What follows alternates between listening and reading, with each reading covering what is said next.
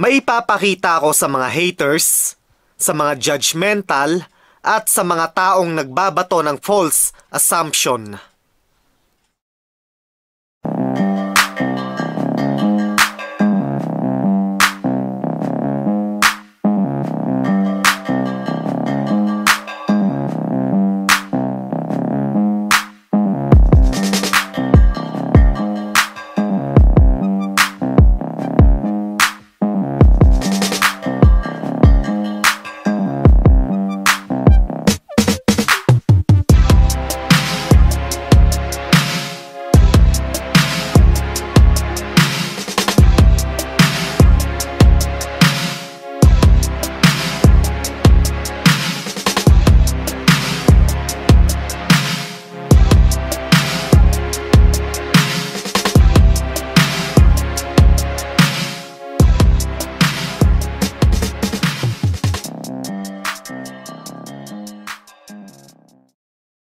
So nakita nyo? Nakita nyo kung gaano kaliit ang kinikita ko sa kada upload ng video/film sa channel ko. Nakita nyo kung gaano kaliit walastek, di hamak na mas malaki ang gastos ko kaysa sa kinikita. Di hamak na mas malaki ang gastos ko sa pre-production kaysa sa kinikita sa kada upload ng video/film sa channel ko. Teka, walastek. Bakit ko nga ba ginamit ang salitang kinikita? The fact is, wala namang kinikita. Wala namang kita dahil mas malaki pa ang gastos ko kaysa sa pumapasok sa kada upload ng video/film sa channel ko. So bakit ko ginamit ang salitang kinikita? Wala namang kinikita. As usual, hindi mawawala ang mga taong tanga na nag-iisip o nag-aakala na walang gastos ang pre-production.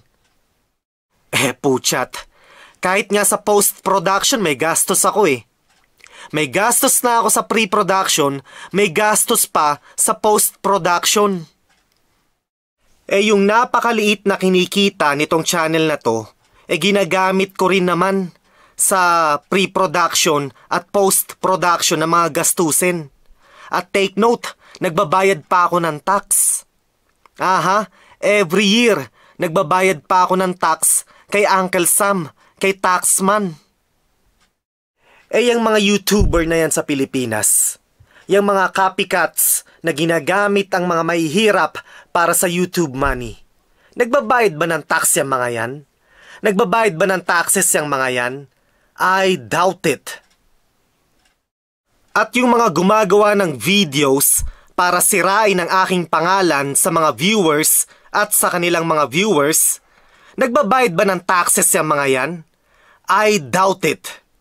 Well, kung kumikita sila sa mga videos o sa mga uploads nila, technically speaking, kailangan nilang kumuha ng business permit. Kapag kumikita ka ng pera mula sa isang bagay o mula sa isang pinagkakakitaan mo, technically speaking, kailangan mong kumuha ng business permit. May business permit ba yung mga yan? I doubt it. Nagbabayad ba ng taxes yung mga yan? I doubt it. Ang YouTube channel ko may business permit. Ang YouTube channel ko may business permit mula sa Los Angeles Office of Finance. At every year, nagbabayad ako ng taxes. Take note nagbabayad ako ng taxes every year at every year din, rine-renew ko ang business permit ko. Sa mundong to, marami kasing bobo. Maraming bobo na inaakala nila na porket gumagawa ka ng mga videos at nag-a-upload sa social media, automatic yayaman ka na. Maraming bugok, maraming tanga, maraming bobo. Mga bobo, kailangan mo ng hundreds of thousands of views. Kailangan mo ng millions of views para masabi mong kumikita ka. Sa akin, tignan mo kung gaano kaliit ang views. Tignan mo kung gaano kaliit ang viewer engagement. Napakaliit. Marami kasing bobo at tanga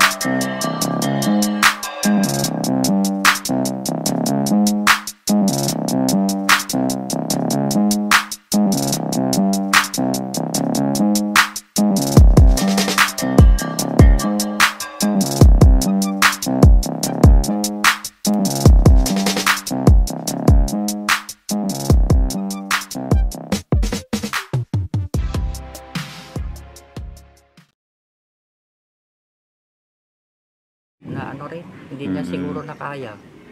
Kaya yun, namatay. Kaya nga, yung sabi sa amin, inubo daw. Oo, dahil daw sa ubo niya, Oo, napabayaan. yun nga, napabayaan. Okay. Inubos at tapos nag-ano na yung ano niya. Lumala Ang hina na. na rin. Dahil Bumagsak na kulang yung sa vitamin pa. Sige nanay, maraming salamat po sa informasyon nyo about kay Edeline, no?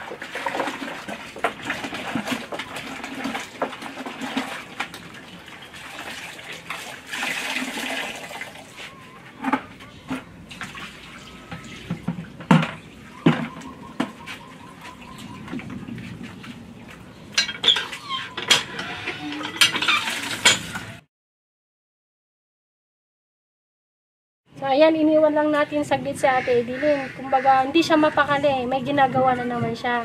So naglalaba siya ngayon, yung isang damit lang. Tara, tignan natin. Ate, pwede mo ba kami i-tour dyan sa bahay niya? Ayan, tara, tignan natin. Ayan, so dito yung parang kusina ni Ate. Ito yung kusina niyo, Ate. Sige ate, punta tayo dun. Ayan. Ayan, so ito lang yung mga gamit ni ate. Ayan.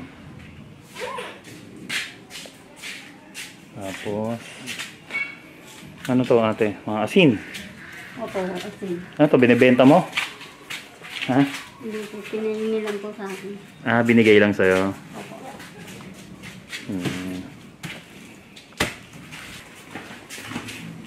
Yan, bali dito naman, dito kayo natutulog ng ate. Opo.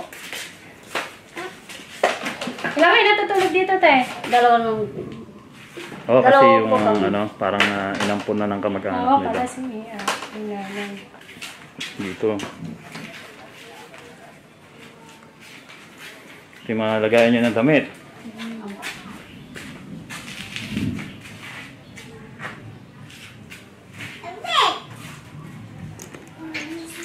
Okay. So bali ate, ang anak mo na lang pala, isa na lang. Kasi nasa kabila na yung isa.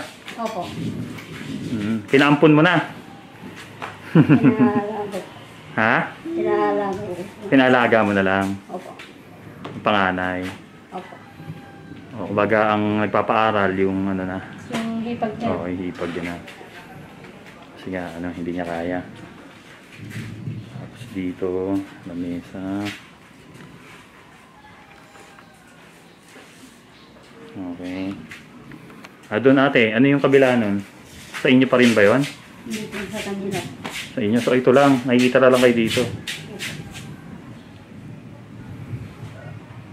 Ito lang ang bahay nila ate. May yung mga TV dito, puro luma na. Gumagana pa yan, te? Hindi na. Ito, sinaunang TV. Ayan. Sinaunang telebisyon. Puro buhol-buhol lang wire. Yung kuryente dito, Sila po nagbabayad. sila nagbabayad para sa inyo. Opo. Bakit bakit ayaw mo magtrabaho? Ha? Ayaw ko po. Ayaw mo magtrabaho?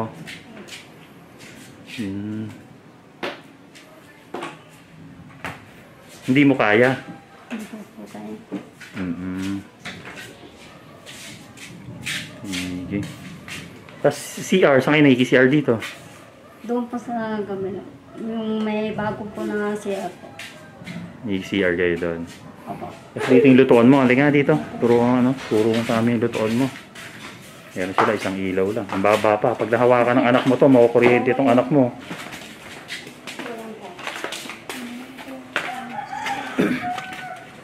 Nasaan? Ayan po. Ito yung lutuan mo. Opo. Ayan, doon sila doon kayo naliligo. Opo. Dito, sa poso.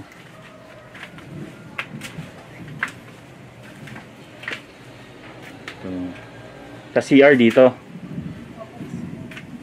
CR.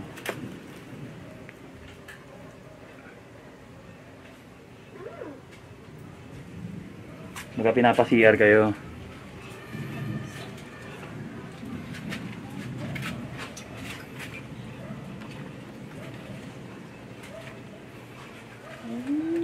Okay. Kung ate, sakali man na na maipagamot ka, papayag ka ba? Opo. Payag kang mapagamot ka. Hmm. Bakit gusto mo gumaling? Gusto ko pong gumaling. Gusto mo nang gumaling? Bakit gusto mo nang gumaling? Po. Para maalagaan mo na yung anak mo na maayos. Eh balita namin, iniiwan mo daw. Someone left a comment. He said, "Mark, why do you only show poverty in the Philippines? Instead of showing poor people, why don't you show the rich Filipinos and their luxurious lifestyle? Not all Filipinos are poor, there are rich Filipinos too. You are degrading our country for showing poverty and poor people on the internet." Mark's reply: "My friend, you are on the wrong channel. I suggest you subscribe to the wives of some Filipino politicians who do nothing but to show their extravagant and luxurious lifestyle on social media. Yes, leave this channel and subscribe to them if you only want to see the delusion of reality in the Philippines. I upload videos and films about poverty in the Philippines to spread social awareness. I want the whole world to see that social inequality, huge economic inequality, oppression, repression, exploitation, and abuse do exist in the Philippines. It is wrong to accept that poverty naturally exists, and there's nothing we could do about it. We can't just play deaf, mute, and blind. We have to be aware, we have to pay attention, and we have to do something about it."